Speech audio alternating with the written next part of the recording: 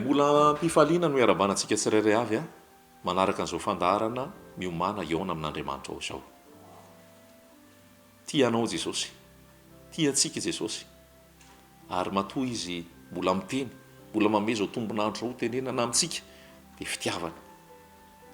Ny miomana eona amin'Andriamanitra ao tsy hitaonanao amina antoko-pivavahana, tsy hitaonanao amina antoko-pinoana, tsy hitaonanao amina fikambanana, tsy izany ny mamaika, fa ny prezenteanao an' Jesosy.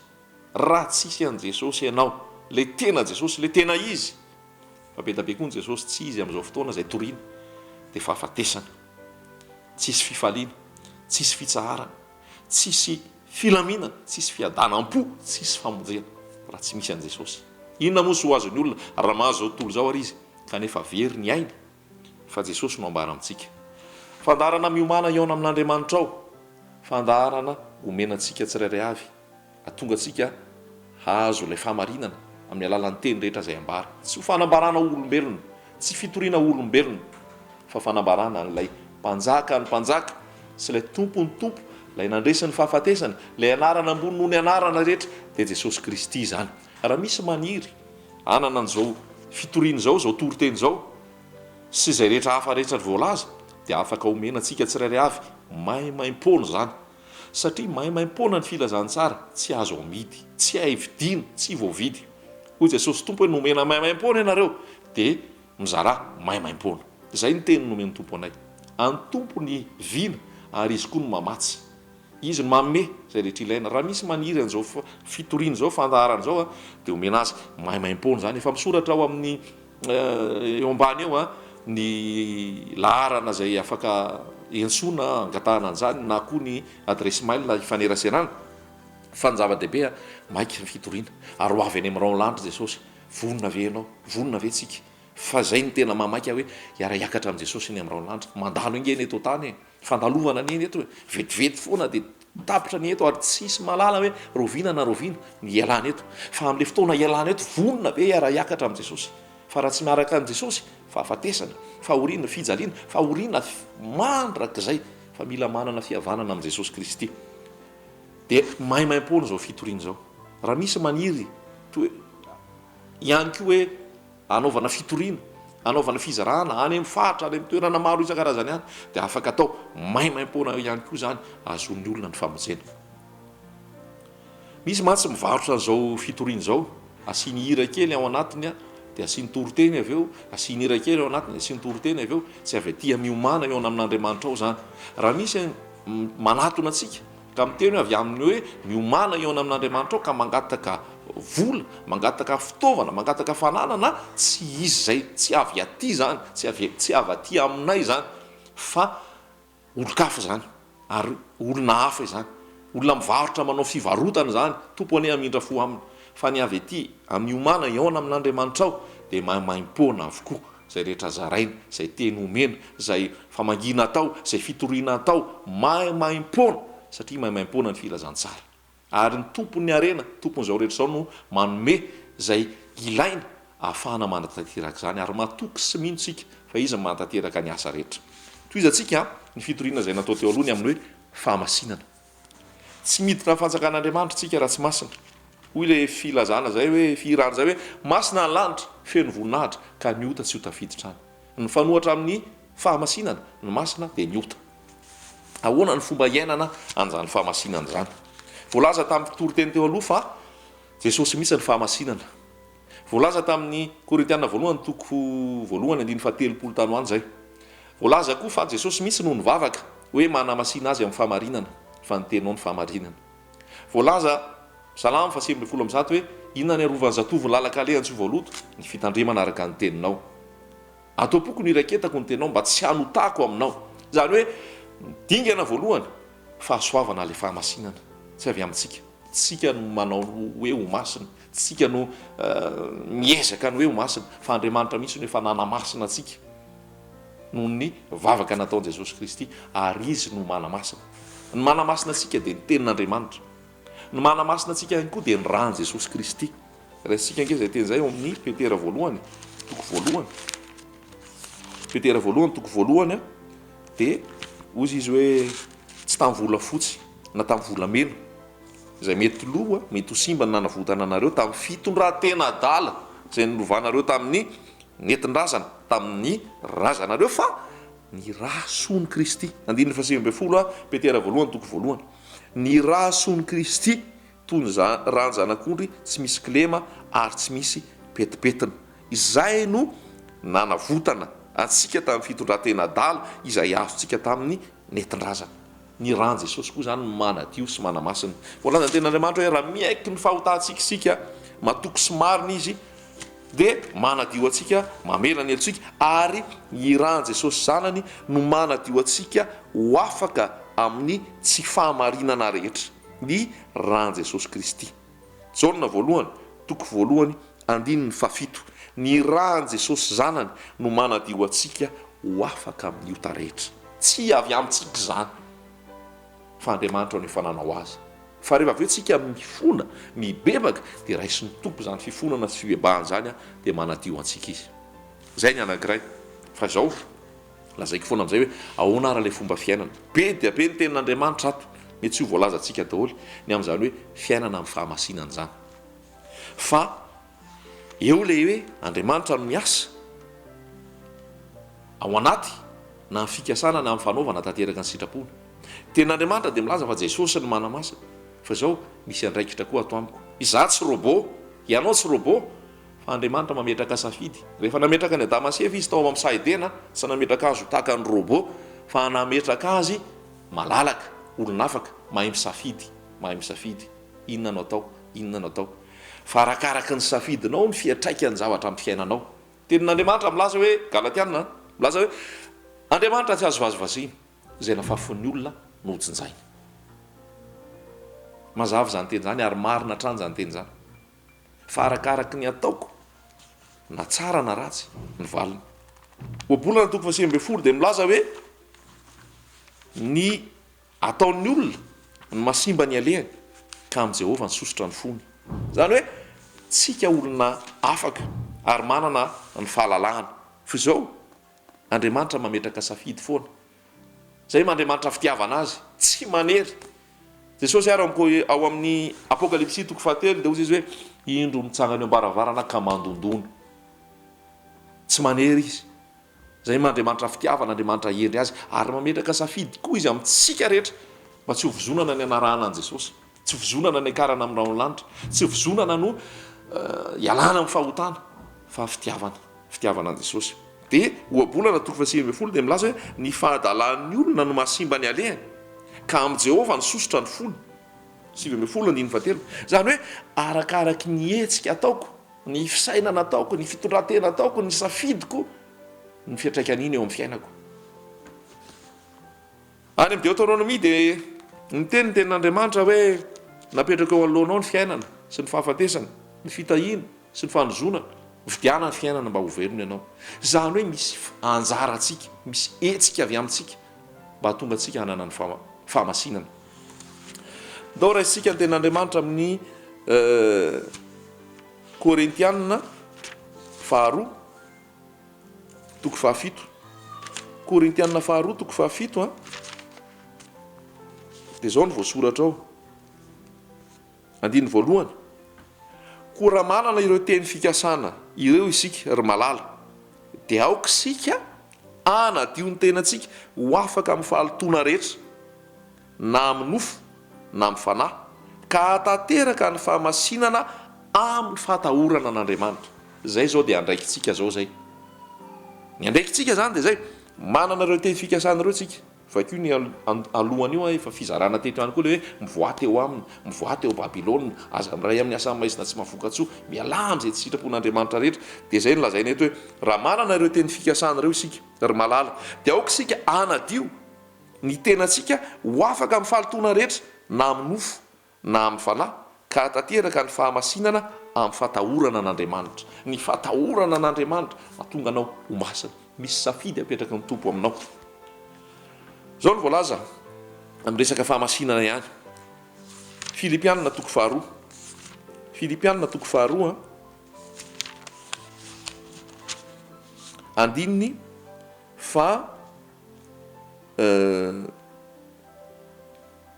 Filipianina toko faharoa andiny faharoambe folo koa amin'izany ry malalako tahaka ny nanekenareo mandrakariva tsy fony teo aminareo ihany aho fa ankehitriny dia bebe koa aza raha tsy eo aho miasa amin'ny tahotra sy ny ovitra atateraka ny famonjena anareo. Zay koa anankiray hoe miasa amin'ny tahotra sy ovitra atateraka ny famonjena anareo. Manana safidy ahako. Manasa anao hamaky ny salamo voalohany endrika anankiray amin'ny fahamasinana io satria tsika isan'andro manana safidy tsika. Iza no namako, aiza no alehako, inona no saintsainiko, inona zavatra teneniko, reny rehetrarehetra zeny satria ny namanao sy ny manodidina anao na reny mitondra anao amin'ny tsara na reny mitondra anao amin'ny fahalitoana. Salamo voalohany dia misy ao hoe marina sy ny ratsy fanahy. Dia mangataka antsika andinika tsara n'io salamo voalohany io fa io zao dia endriky ny fahamasinana io. Endriky ny fahamasinana io hoe sambatra ny olona tsy mandeha eo amin'ny fisainany ratsy fanahy. Ray zay raha te ho masina ianao aza mandeha amin'ny fisainany ratsy fanahy. Tsy mijanona eo amin'ny lalana faleham-panota, tsy mandeha, tsy mijanona amin'ny lalana faleham-panota, tsy mipetraka amin'ny fitoeram-paniratsira. Zavatra pratika zany resahana amintsika izany. Tsy mandeha amin'ny fisainany ratsy fanahy, tsy mijanona amin'ny lalana faleham-panota, tsy mipetraka eo fipetrahan'mpaniratsira. Reo zany hoe misy ny mpaniratsira, mpianiany, mpivazivazy, tia falitoana, tia fijangajangana, tia rehaka momba zao tontolo zao. Tsy mijanona eo ianao raha teo masina ianao. Misy manana saina ratsy, feno lolo-po, feno fitaka, feno rombaka, feno kolikoly, feno tsy fahamarinana, feno valifaty. Tsy mandeha amin'izany fisainany ratsy fanahy zany ianao. Misy ataoko hoe lalana faleham-panota. Inona lalana faleham-panota? Sigara, ny toaka, ny rongony, ny fijangajangana, fampirafesana, fanaovana tokantrano imaso, fanaovana taratasy osoka. Tsy mijanona amin'ny lalana faleham-panota. Zay ny fahamasinana. Zay ny fahamasinana. Zany hoe masina ianao amin'i Jesosy, Jesosy hitarika anao amin'ny fahamasinana rehetra. Apokalipsy dia milaza ao amin'ny apokalipsy hoe zay masina aoka mbola ie masina hatrany izy. Zay marina aoka mbola ie marina hatrany izy. Zany hoe misy fitombony io. Ka fahamasinana tiana resahana amintsika zao dia voalohany salamo voalohany io. Sambatra ny olona izay tsy mandeha amin'ny fisainany ratsy fanahy. Amin'izao fotoana ratsy fanahy ny olona falazaiko anao. Tia tena, mieboebo, miandrikendri-tohana, tsy malala anao soa, tsy misy fanajana, tsy misy fitiavana, fa ny fanisy, ny famingana, ny fandratra, ny famono no atao ary ny famitaka no atao. Fa zao voalaza hoe sambatra ny olona izay tsy mandeha amin'ny fisainany ratsy fanahy. Tsy mijanona amin'ny lalana faleham-panota, tsy mipetraka amin'ny fitoeran'ny mpaniratsira. Jereo tsy mandeha, tsy mijanona, tsy mipetraka. Asa atao zay. Iza no andehananao? Aiza ny toerana fipetrapetrahanao? Aiza ny lalana falehanao? Fa zay ny zavatra mipetraka le fahamasinana. Dia amin'ny andininy faharoa, inona le mahamasina? Ny lalan'i Jehovah ny sitrany. Ny lalan'i Jehovah no saintsainy andro aman'alina. Dia tahaka ny hazo ray amborena ambony rano verina izy, mamoa amin'ny tena fotoana izy, ny raviny tsy malazo. Ary ny asany rehetra dia ataony lavorary avokoa. Zany no atao hoe fahamasinana. Tandremo ny namana, tandremo ny faneraserana. Marina fa hoe mitadiava fihavanana amin'olona rehetra, fa ozy izy hoe fahamasinana ihany koa, fa tsy ny olona rehetra mahatonga anao masina. Korintianina voalohany toko 5:10 dia ozy izy hoe aoka tsy ho voafitaka ianareo fa ny fitondran-tena finamanana amin'ny ratsy ozy izy manimba fitondran-tena tsara. Korintianina voalohany toko 5:10 no ahitanao an'izay hoe tandremo fa ny fitondran-tena ny fiarahana amin'ny ratsy manimba fitondran-tena tsara.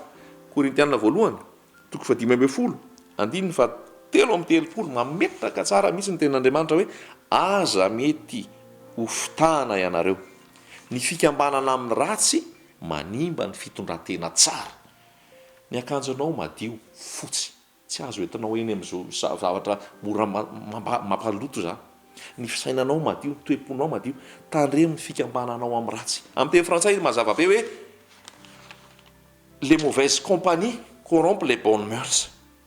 Zany hoe ny olona ifaneraserahanao, ny olona toerana andehananao, ny olona mifandray aminao fisakazainao, tandremo fa raha ratsy ny fifandraisanao amin'olona, tsy hoe ratsy ny fifandraisanao fa hoe ny olona fanerasera aminao anatin'ny fahotana anatin'ny fahalotona ary makasitraka an'izany ianao dia animba fitondrantenanao zany animba ny fitondrantenanao zany manasantsika ihany koa amaky ny misy masy miteny hoe zay nge napetraka eto am'izao tontolo zao e ary tsy azo iala eto am'izao tontolo zao marina mihitsy zay de zay nge mahatonga anay makery manao an'izao manao anitsy manao an'zaroa fa mampandroso anao ve ny zavatra ataonao mampandroso anao ve ny namanao mahatonga anao famasinana ve ny namanao sy ny fandehananao raha zanak'andriamanitra ianao ny tiako tenenina fa tsy mpivavaka tsy mpiangona akory fa ny olona nateraka indray ny resahako eto amin'ity teny ity fa raha tena zanak'andriamanitra ianao misy fisarahana amin'izay eo am'izao tontolo zao petera voalohany toko voalohany mampalahelo mantsy fa am'izao fotoana zao ny fiangonana maloto hoe am'izao fotoana zao ny toeram-pivavahana maloto hoe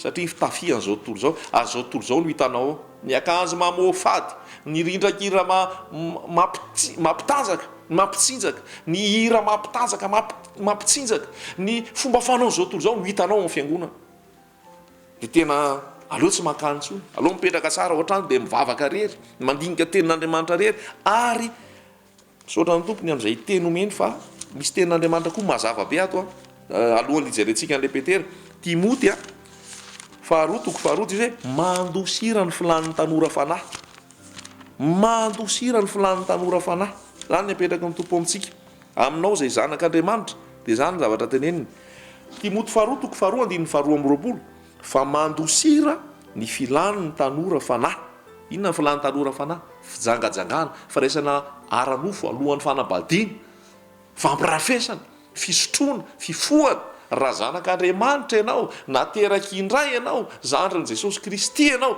misy voa ao anatinao lasa halanao zany lasa tsy tianao intsony zany ary asain'ny tompo mandositra an'izany ianao mpianatra any amin'ny amparatonga ambony ianao mpianatra eny amin'ny lycée ianao tanora raha manana an' jesosy marina ianao misy fisarahanao mandosira ny filan'ny tanora fanahy ary miaza mitady fahamarinana finoana fitiavana fihavanana am'izay miantso ny tompo amin'ny fo madio zay ny tokony ho namanao zay miantso ny tompo amin'ny fo madio zay miantso ny tompo amin'ny fo madio petera voalohany raisitsika le petera voalohany ary manasantsika mihitsy amaky ny petera voalohany ray manontolo sy ny petera faharoa fa ho tonga de misy pratikany amin'ny fahamasinana mamaky koa ny efesianina mamaky ny kolosianina tonga de misy zavatra pratika mihitsy aho hoe ahoana zany fahamasinana zany zao ny voalaza petera voalohany toko voalohany andiny faraika ambe folo ry malala mananatra anareo aho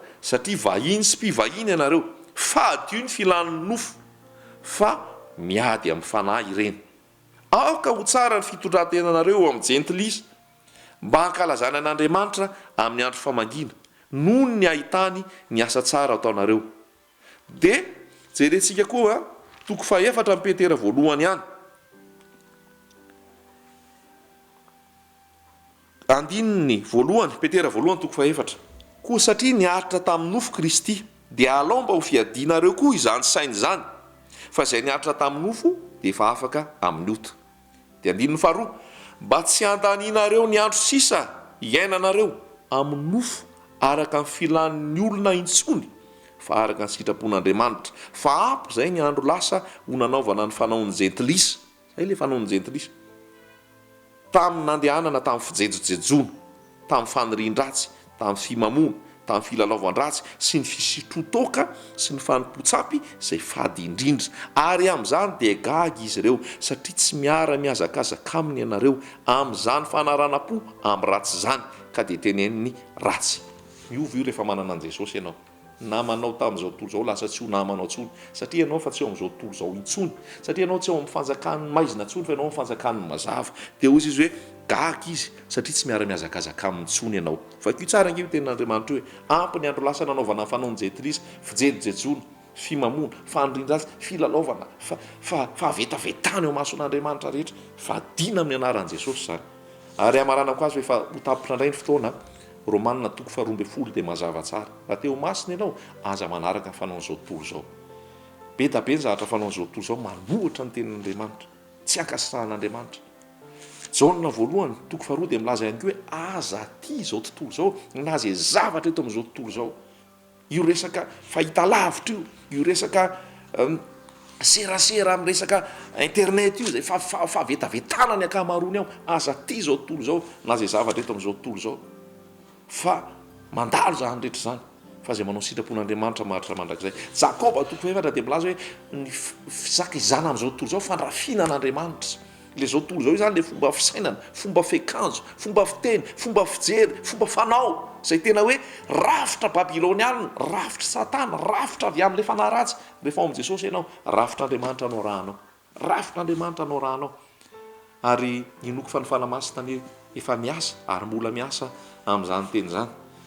Fanokafana ny masonao zany tsy mbola ampy zany fa mbola betsaka ny mbola tiany tompo ambara fa mangataka anao anohy vakio ny tenin'andriamanitra. Salamy voalohany le voalaza teo Petera voalohany ray manontolo ny Petera faharoa ny epistily rehetra ao fa tonga de misy fomba rehetra asain'ny tompo atao mba hatonga anao masina.